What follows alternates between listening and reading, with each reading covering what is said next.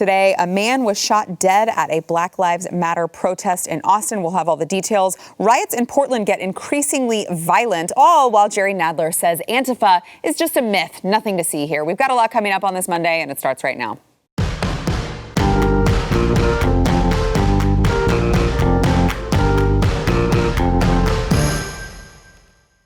Welcome to the news and why it matters. Happy Monday. I am Sarah Gonzalez, today joined by America's favorite cowboy and also favorite gubernatorial candidate of Texas, Chad Prather. Well, it's so good to be with you, Sarah. And out of the weather. We're so glad you're here, Mr. Prather. Thanks for joining us. I know you had a long weekend, a lot of shows, so yeah, thanks for being here. We are also joined once again by Ariel Scarcella, a YouTube content creator who the audience loved you. The audience loved you before last week. And they're rational people. We're glad to have you back. Well, it's always nice to hear that there are other people from the other side who stops and says, okay, you guys are way too crazy for me. Yeah. Not making sense. Way too crazy for me. All right, let's get into the headlines of the day. So a man was shot dead at a Black Lives Matter protest in Austin over the weekend. Now, of course, this was just blocks from the state capitol. And this man that was shot dead, his name's Garrett Foster. We have a video that I want to show in just a second. But the police and witnesses said the man in the car was being blocked by the protesters, and suddenly shots were fired. The man who was driving the car says that Garrett Foster, who was killed, was open carrying an AK-47 rifle that he then pointed at the driver. The driver says he responded in kind. Here is the shaky footage that happened on the ground when the shots were fired. Watch.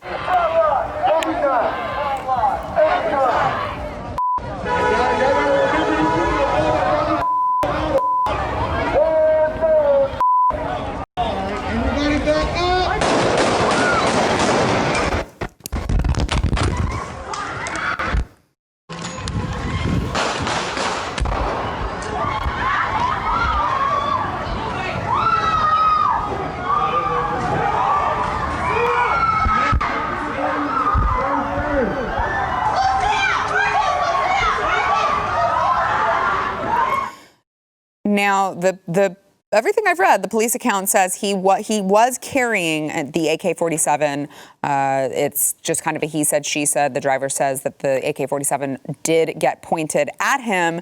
But my question is, why would you think it would be a good idea in Texas to not just block someone's car, prevent them from leaving a scene that is getting increasingly heated, but do it while carrying a weapon? Yeah. I don't see that going well in Texas. No, it's not going to go well in Texas, unfortunately, for this situation. To play devil's advocate for a second, if I'm in the car, I'm probably not going to drive into the middle of that scenario, right? But it's the street. They have a right to do it. Yeah, we don't know why he was there. Maybe he's trying to leave. I would do my best as an individual to try to avoid it, but that's my personal decision. And other people who want to drive on the street, it makes complete sense. The argument's there to be able to do that. Now, I saw a video of the guy, and I think it was that guy, at least that's what they said, of him holding his gun, holding his rifle, and he was saying, hey, things aren't the way they were, we're out here, it's my right to have this rifle, and then 3 hours later, he was shot dead. What we're hearing around the country is various people who are either getting killed or getting shot. In many cases, it's quote-unquote friendly fire, right? Because a lot of these folks, they don't have training. They don't know how to handle a firearm. They're shooting each other in many cases. So we saw with the couple in Missouri, the Stand Your Ground couple, their gun handling was not very good at all. I mean, their firearms handling was terrible. A lot of people get out there and they get in these situations and they don't know what they're doing, quite honestly. These aren't military trained people. This isn't Grand Theft Auto that they're playing on the PlayStation. And so sometimes maybe you aim a gun at somebody inadvertently. Well, you're going to get shot. I mean, especially in Texas, you're going to get shot. People are scared for their lives at this point. And the more we see situations and scenarios happen like this, the more we're going to see these things happen. And what I keep reminding people on my show is dead is dead. You don't come back from dead. Dead is dead. And you're playing deadly games with this, and it's turning out tragic because it's all a protest until shots are fired, right? You start aiming guns at people, it's just not going to end well. Yeah. Ariel, what are your thoughts? I saw one post that wasn't making fun of the fact that somebody died, but they were making fun of it. It was, and they're all wearing masks, Bo. We're at, like, thank God they're all wearing masks, but it's not peaceful. It's not safe. These people aren't of sane mind, and it's unfortunate that, like, we don't know what the driver was doing. Maybe he was like an Uber driver and just like who the hell knows? You don't know. But like, even when I'm traveling, people are like, make sure you stay out of the city for this reason. Like, I don't want to be even remotely close to any of these riots because people aren't. They're not. Yeah, they're not in the right mindset right now. They're all really upset. And some of it, makes sense. Some of it falsified, but. Personally, I would just try to stay out of it. But it's unfortunate because even I had like literally one like quick gun lesson, and even I know, don't put your hand on the trigger unless you intend on shooting. And don't point it at anybody. Point it down, they said. Point it at the floor always. So somebody just walking around pointing it at somebody, I don't know if I might have shot him too, like if I felt threatened. I don't know. I mean, you could argue too that, you wouldn't even need the gun to feel threatened. I don't personally think. If I'm thinking, I'm by myself late at night. I'm trying to drive away for whatever reason. I don't know that I need to give a reason to drive on the street that my car belongs on, right? And protesters, rioters, whomever is blocking my car, not allowing me to get through. I think you make the argument that I would be fearful for my life. Right? Even without the gun, I don't even think the person who's blocking your way needs the gun. If a bunch of rioters start approaching you, I would argue, what else do you do other than shoot if you have it or try to push the gas pedal, and then you get accused of trying to run them over. And it's like, well, what do you expect me to do? Well, let's try to think logically through this. That's the only choice you have. Yeah. Let's think which is not a choice. Right. Here's a scenario, however many shots were fired. This wasn't a one shot and done. There were multiple shots. But who got shot? It was the person who was carrying their own rifle. So it stands to reason that if it's the person that got shot and multiple shots were fired, there's a good chance the person in the car had a very good reason for shooting that one particular person. Right. This wasn't a mass shooting scenario where multiple people got shot. One person was aimed at, one person was shot, one person died. So obviously that one person did something to cause that to happen. And so I have a tendency to believe here's somebody who just either didn't know what they were doing or they were playing really stupid games with their life and they paid the ultimate consequence for it. Yeah. Well, Austin was not the only place that protests and riots turned increasingly violent. Also, Portland, fiery protests raged on in Portland as rioters and federal law enforcement clashed in confrontations outside the federal courthouse. Here is a little bit of the protesters. I hate it when they put these are rioters. Rioters tearing down the fence around the federal courthouse. Watch.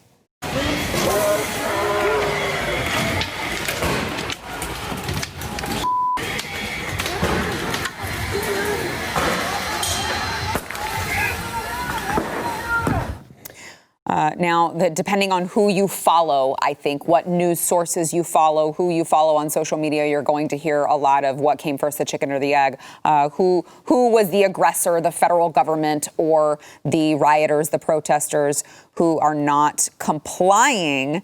Chad, what are your thoughts on what is happening in Portland and the federal government's involvement in it?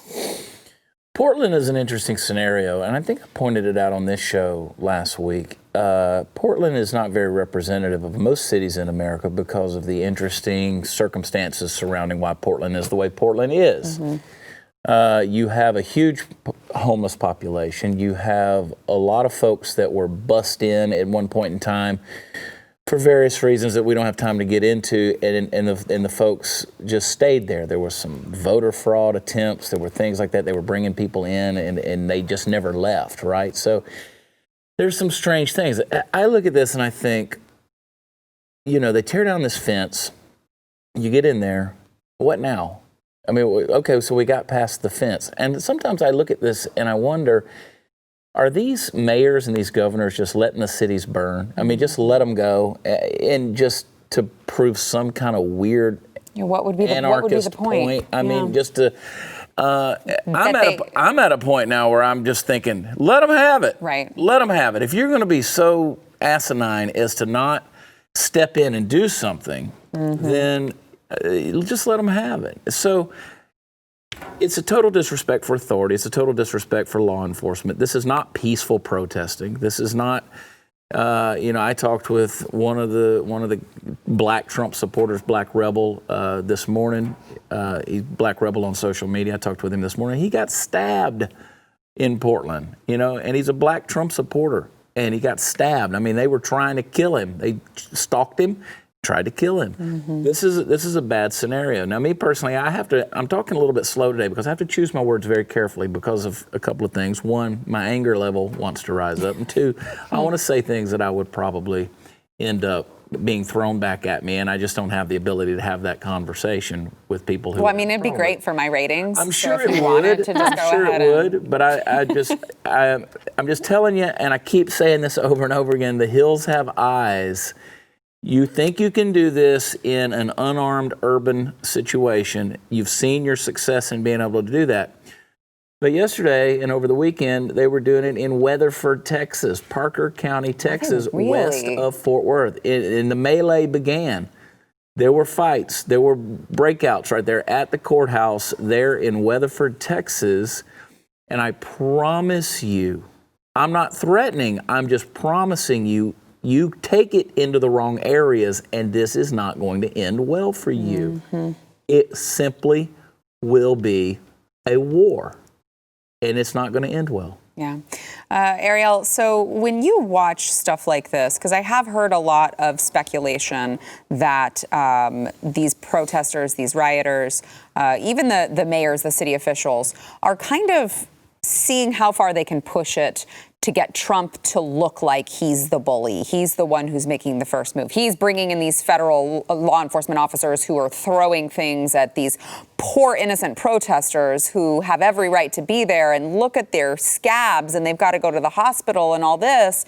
Does that sound like the left that you know? Is this just kind of a setup to make President Trump look bad? What do you think the intentions are behind it? I don't know if the intentions are to make him look bad, but I think that's like an underlying idea that they have. I think they're just being the bullies that they've always been lately.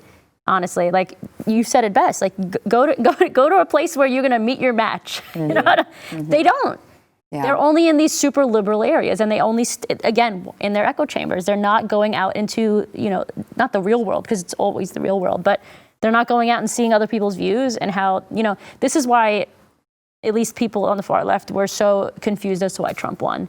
They're in these very liberal cities, and they're always staying around their own people, and they're bullying anyone else who thinks outside of their groupthink. And then they're like, wait, like, how did this guy win? Because these 4 or 5 really super cities, super progressive cities, everyone else is out on the outside looking in, saying, what the hell is wrong with these people? They're not peaceful protesters. They were in the beginning, but now they're just using it as an excuse to launch their own agenda, or just to be hateful people, or whatever it is. I don't know. Yeah. But it's not cute. Yeah. All right, we've got more coming up, including Jerry Nadler. I just forget the videos that you just saw of all of the riots and the violence and stuff like that. Antifa, it turns out, is just a myth. We'll get into that after the break. First, we want to thank our sponsor, Home Title Lock.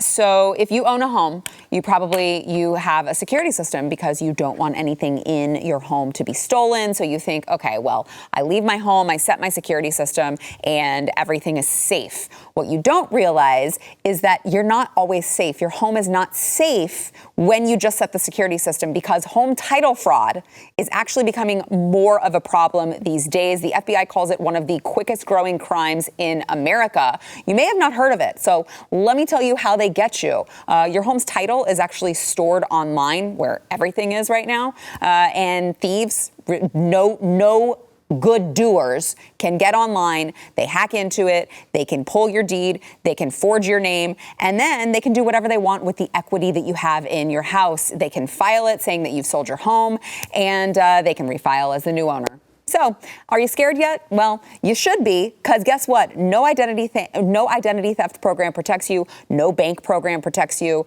You may think that you could be protected by one of these things, but you will not be protected unless you have home title lock. They will put a virtual barrier around your home's title and mortgage, and they will shut it down anytime they see any sort of tampering with it. You got to go to HometitleLock.com, register your address to see if you have already been a victim. Again, you're not going to know it unless you go to HometitleLock.com. You will not know it until it's too late, and then the damage is already done. And you can't get back your equity, your retirement nest egg. Don't let that happen to you. Use promo code Y, that's WHY, for 30 free days of protection. That is promo code Y at HometitleLock.com. Democratic Congressman Jerry Nadler. You know what? Chad says the craziest things right before we're scheduled to go back on, and then I have to pretend like he didn't say them. Jerry Nadler of New York, of course, chairman of the House Judiciary Committee, was confronted by our good friend of the program, I can't talk today, Austin Fletcher, who you may know as Fleckas from his online man on the street videos. Austin Fletcher asked him about Antifa violence, but Jerry Nadler says, don't worry, nothing to see here. That's just a myth, what's going on in Portland. There's no violence. Watch. It is true. There's violence across the whole country. Do you disavow the violence from Antifa that's happening in Portland right now? There's riots. That's a myth that's being spread only in Washington, D.C. About Antifa in Portland? Yes. Sir, there's videos everywhere online. There's fires and riots. They're throwing fireworks at federal officers. DHS is there. Look online. It gets crazy, Mr. Nadler. I feel like we need circus music when he goes to the when he wobbles to the car over there. But apparently the videos that we've been seeing online of the violence in Portland, that's just DC rumors. DC rumor mill. Fleckus looks good. I like his haircut. He does look good. Austin's I saw him not too long ago. Yeah, I guess it's a summer cut. He's gotten the summer cut going. He's looking good. I'll tell you what, if I'm ever out on the street and I see Austin Fletcher approaching me with that microphone on a stick or on a spoon or whatever he uses, I'm going the other direction, because I'm telling you, he's good at what he does. Our own Elijah Schaefer's good at what he does. And speaking of Elijah, his videos prove beyond a shadow of a doubt. Most of these videos that we're seeing in these riot-torn cities, they're from Elijah. They're from our friend. He texts me and he's like, hey, I won't tell you what he texts me, but I'm just saying, this is what we're seeing right here. Now, where did this start? Let me take everybody back for a second, because they tend to forget. Where did all this start? It started with the murder of George Floyd. Mm-hmm. Now, George Floyd has nothing to do with any of this that's going on right here. This is not about George Floyd. This is something else. This is complete and total civil unrest bordering on anarchy. Now, that being said, the quote-unquote protest started with the idea that they were going to fight against police brutality. Now they're engaging in actions that pretty much guarantees brutal force on the part of police officers. They're guaranteeing the thing that they claim to be protesting. So to continue this, as I said earlier in the earlier segment, is going to be a self-fulfilling prophecy for every single one of you. It is. It's not a myth. How many people have to get shot and killed on city streets, stabbed and killed, beaten half to death on city streets for a guy like Jerry Nadler to pull his head up out of that turtle shell he lives in and see that it's not a myth? This is reality. But do you think that, not Jerry Nadler, but do you think that all of these rioters on the ground, do they want it to be a self-fulfilling prophecy? Is that part of their ultimate goal? Yes. So exactly. Yeah, I do. Yeah, exactly. I do. There's a lot of self-loathing going on here. Yeah. Psychologically, there's a lot of self-rejection. There's a lot of self-worth issues that are going on. There are sexuality issues that are going on here. There's just a lot of mental illness. There's a lot of mental period. illness, Yeah, and that's period. sort of what I was alluding to earlier in the before segment. There's a lot of that. Arrow, you've seen these. I see it more than anybody else because it's even more prominent in the LGBT community. Like we are already a group that experiences more mental illness than the heterosexual people. So I see it's very common already. And then all these, a lot of these people that are protesting are young. They're usually under the age of 30. Yeah. I would say most of them, and they're just angry people, and they're looking at anything. Yeah.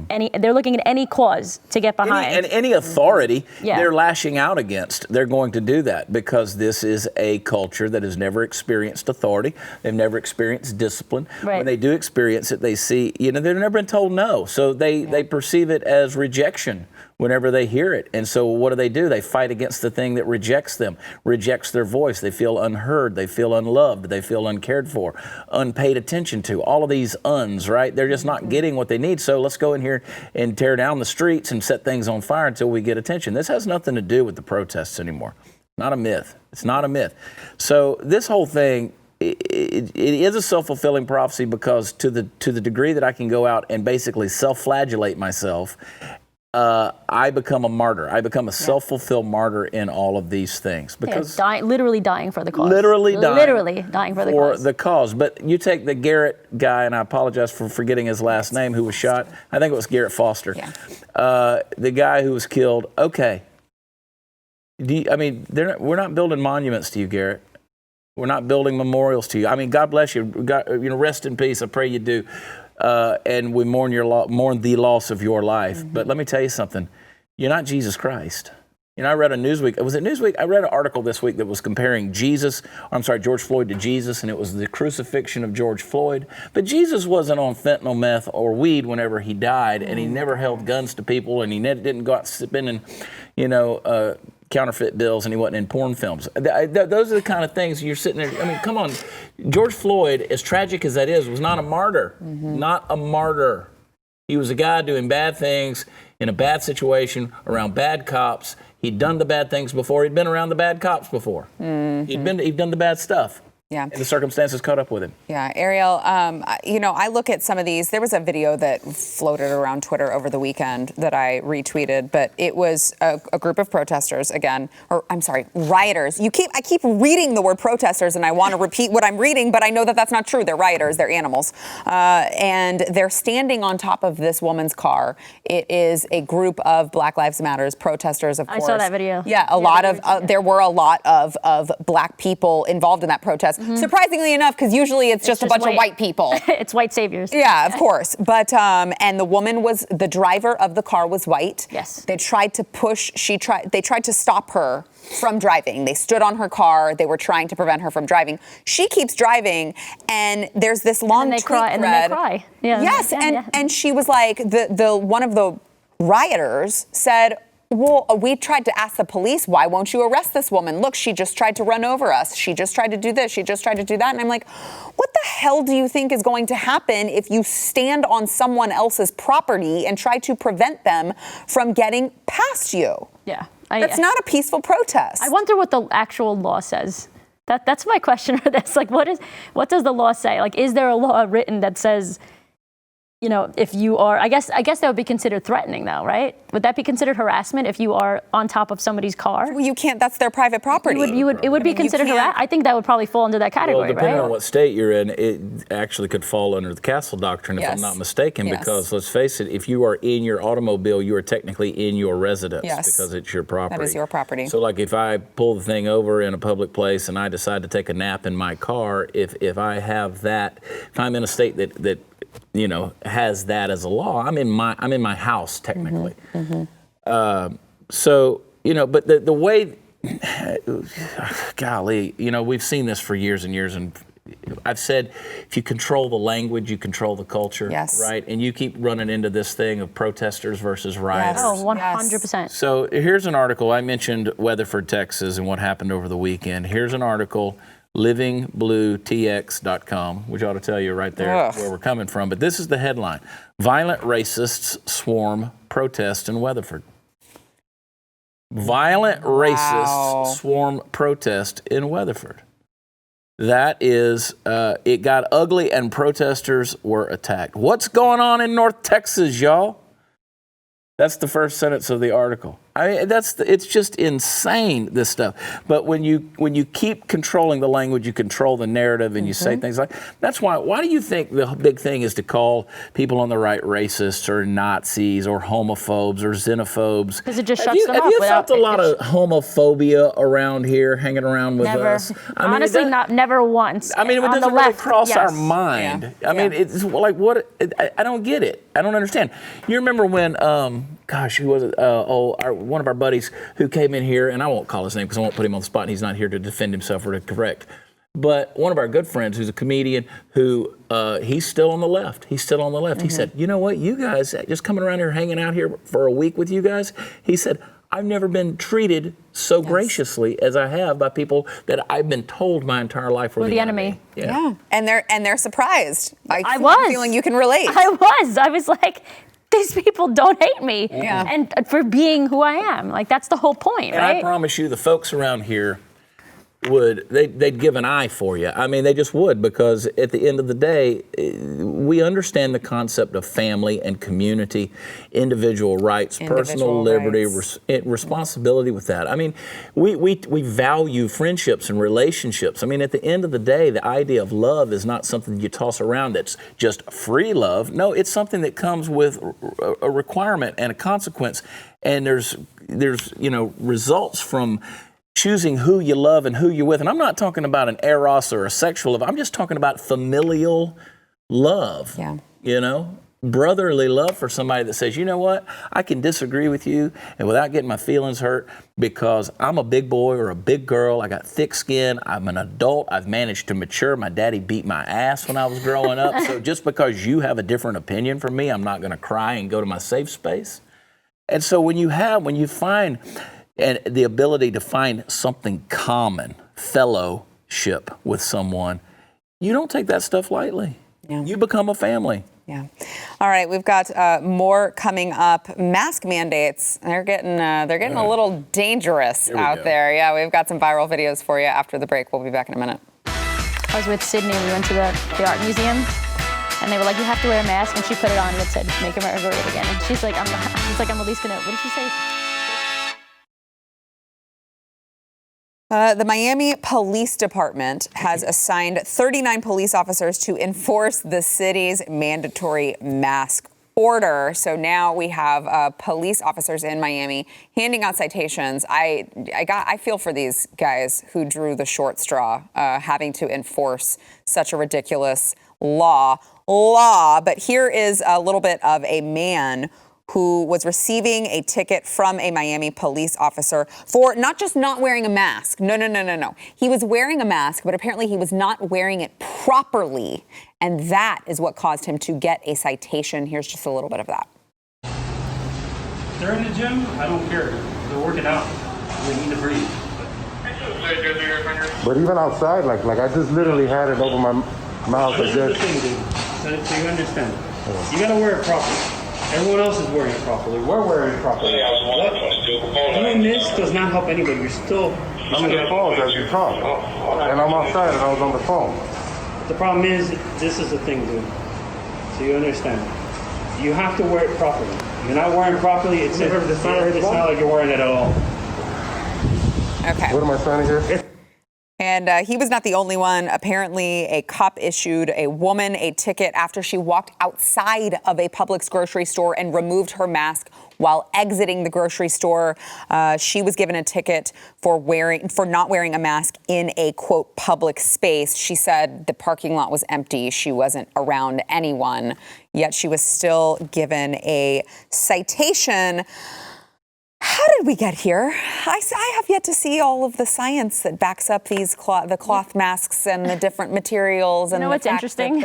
Please. So I was in New York, and New Yorkers are notorious for calling people on their BS, right? Yeah. So we were at the beach like 2 weeks ago, and they must have hired like the Parks Department to like walk around and yell at people and blow their little whistle, and then they tell people to get out of the water because there's no lifeguard on duty. They were these 3 black women. Mm-hmm.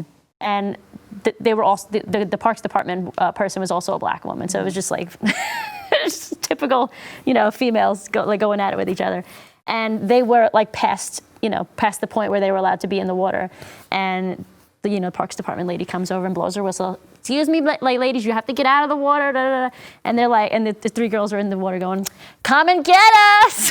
It's just like, they weren't wearing the mask. They weren't social distancing. So people are starting to call, people on their BS. And maybe that's why they're starting to crack down, because they're like, okay, now people aren't listening to us at all in certain places. And maybe we have to start giving tickets. Maybe that's how that happened. I don't know, because I've seen it in person. People are just like, they're like, yeah, come and get me. Because you think the person Parks Department is going to come out in her uniform in the water to go and bother these people? She don't get paid enough. She's not going to deal with that. Yeah, well, so especially with this story and with Ariel's, story about New York, almost makes you wonder if it's less about the science and getting sick and more about power and compliance. Yeah. So I was in Oklahoma City over the weekend. We did 6 shows in 4 nights at Bricktown Comedy Club there, and you had to have a mask to get in, and then they took your temperature. But once you got to your table, you could take the thing off, and it was there were full crowds. People weren't living in fear. They weren't worrying about things, and I saw people out jogging in 105-degree weather with their masks on. I mean, that's just that's asking dangerous. for a medical issue. Did you see that there was a study? There was a story with 2 Chinese kids in China, I think. 2 Asian kids that would drop dead because they were running in with masks on. Yeah. I forget where this was, but I read this recently. Your body is you're not healthy. It's not healthy. Your body's designed to absorb and receive fresh air, not carbon dioxide, which is what you're exhaling. Okay, so that's just not what's supposed to be happening. By the way, if the masks work, then what are you worried about? Quit worrying about everything. Also, why aren't you wearing masks that cover your eyes? Right? They say that you can get it through your eyes. If it's just droplets that are protecting people, then why are you covering your nose? Why are you covering your nose? It's about, anyway. So we went into a restaurant there in Oklahoma City, and they said, you've got to put your mask on before we can seat you. It's 11:30. I said, there's nobody in the room. There's nobody here. Who's going to get sick? They've already said it doesn't. You can't get it off of surfaces. That goes away almost immediately. So who? Are we protecting the tables and the chairs? There's literally no one. We were the first people in the restaurant. They're sheep. They don't know how to answer it either. Yeah. Who are we guarding from? Right. Me. You're wearing a mask. Why are we worried about you? Good Chad. How dare? No, listen. It's literally the most ludicrous, ridiculous thing I've ever. I was watching baseball. It was on in the same restaurant. I'm watching baseball, and here comes the umpire from behind home plate because the manager from the baseball team comes out to fight with him, comes out to argue with him. And what do? Before they get together, they stop and put masks on in order to argue over a call on a baseball field. This is a parody of real life at this point. That's ridiculous. So they could fight. I saw a picture. I saw a video. I posted it on my Twitter. I put it on my Instagram of 2 people hugging on each other and kissing. Oh, I saw that. With the freaking masks on. I was going to say that. Did you see it? Which makes no sense because if you're living with somebody, you're going to catch it. If somebody else, if they're one person you're living with has somewhere it, out there's some soy boy beta male saying we got to mask up to have intercourse. There was an article that came out that told people to do that. I know. Are you kidding me? I don't know about y'all, but I do some breathing, yo. I would hope so. I've been really trying, baby. I feel like this is a good time for a break. Yeah, what are we advertising? Nothing. I'm not advertising anything after that. I'll be back in a minute. Deborah.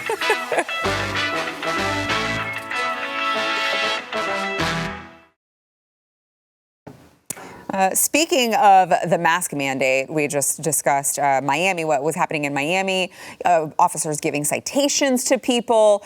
And, I think it's important to look at how scared this is making the general public when you're telling everyone we all have to wear masks, everyone has to comply. If you don't comply, you will die is basically the message that we are getting from our government. So I guess maybe we shouldn't be surprised when things like this happen. But in San Diego over the weekend, a young couple was enjoying a picnic in a dog park, presumably with their dog, and a woman enraged that they would be enjoying a picnic without masks on, which I'm not quite sure how you eat your food with a mask on.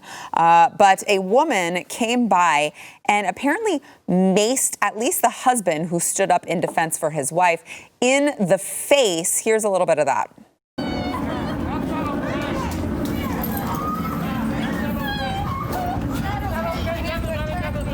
What are you doing? You cannot be serious. You just maced him. You just maced him. You just maced him. You just maced him and their food because you disagreed. Don't worry, I'm videotaping. Don't worry. That's wrong, man. I'm not going to. That's not okay. This is not for. That is not okay. Not You okay. can't treat people like that. What's That is wrong with you, lady? That is wrong. You can't go around doing It's okay, guys. This is her car. Mace somebody. Don't worry, I got it. You weren't defending yourself, lady, and I've got this. Did she hurt her? I didn't do anything.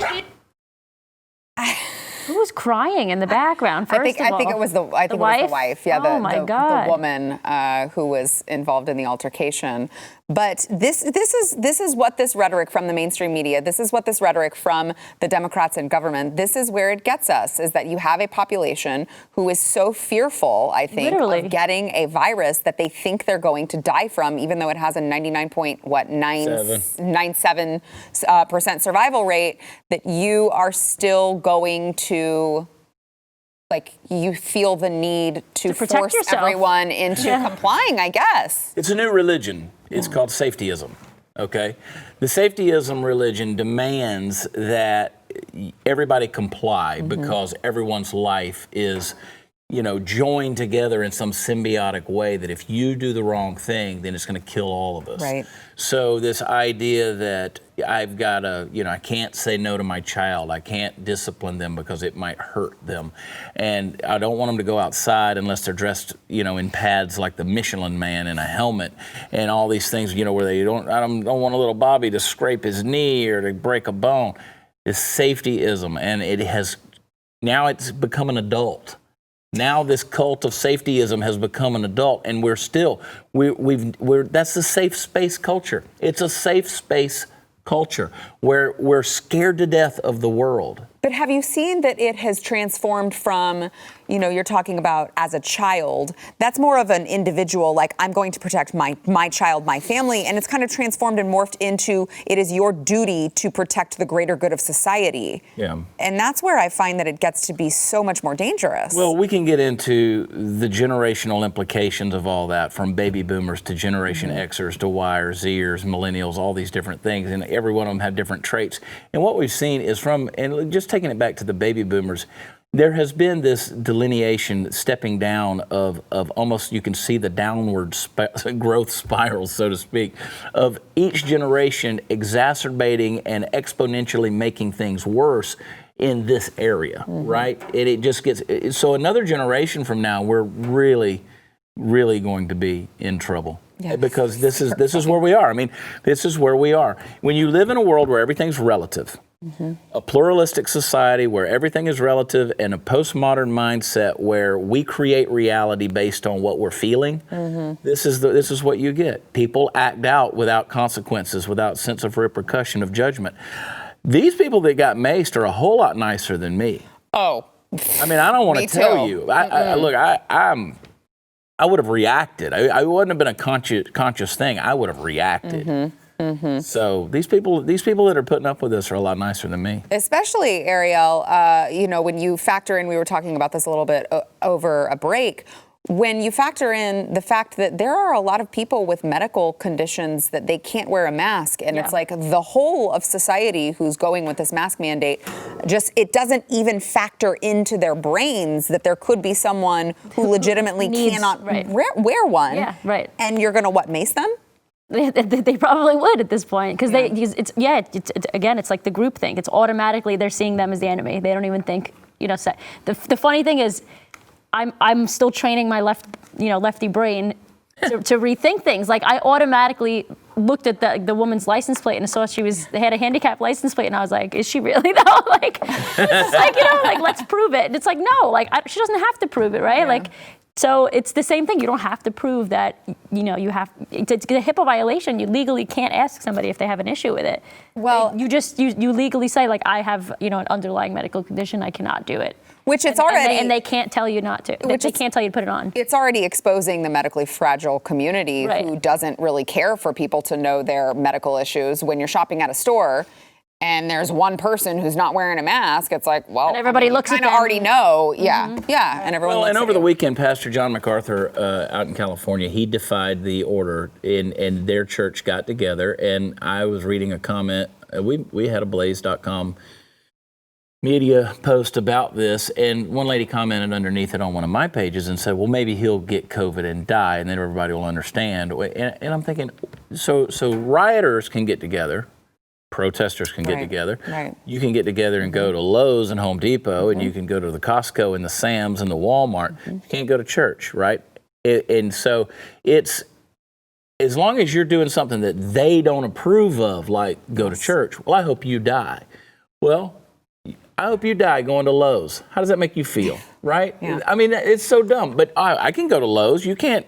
Oh, but then I can go to church. Yeah, I don't think that the virus, I don't think there's like a special immunity in Lowe's. Look, if a bridge went over a river and the chance of that bridge falling down was 0.3%, I'd walk over it. I wouldn't swim the river. Right. This is how dumb we've gotten. Yeah. Last thing, really quickly.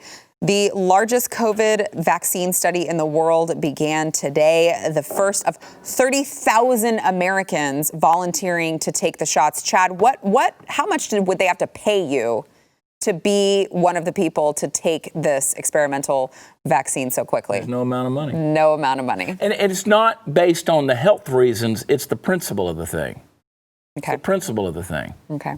Explain that really quickly, and then. Well, there's just no way. You're not going to force me to do anything. You're not going to pay me to do anything. If I'm conscientiously against it, I am a free man, and I'm not going to do it. Yeah. What do you think? How much? Do you have a dollar amount that they could pay you to sign up to get this injection? Probably not. Yeah. I feel like it's just going to. I mean, hopefully, people. First of all, the disease itself, the virus itself, has proven how genetics factors into all of this. Mm-hmm. So. Who is to say that I would even be susceptible to the cure? Like I'd also rather get the virus, quite frankly. And it might give it to you just like the flu. Like we don't know yet. Nobody really knows. So I don't think I would personally do it, but.